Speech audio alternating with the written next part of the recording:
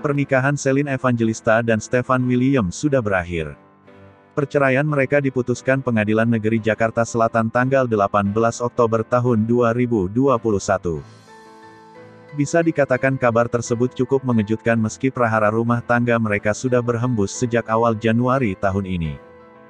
Apalagi sebelumnya sempat heboh video mesra Stefan William dengan wanita lain.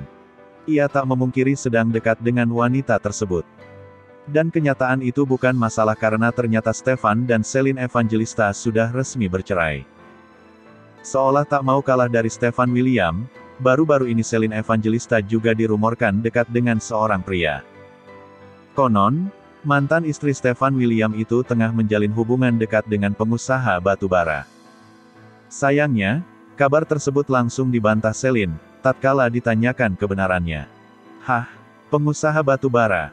Kata siapa?" Ucap Celine dikutip Grid ID dari YouTube Melanie Ricardo, Minggu tanggal 24 Oktober tahun 2021. Tak membenarkan hal tersebut, Celine justru bercanda dan mengakui dirinya tengah dekat dengan pengusaha ikan. "Pengusaha ikan lele deh kayaknya," ujar Celine sembari ketawa. "Doain aja biar perasaannya bahagia ya, biar tenang dulu," pungkas Celine.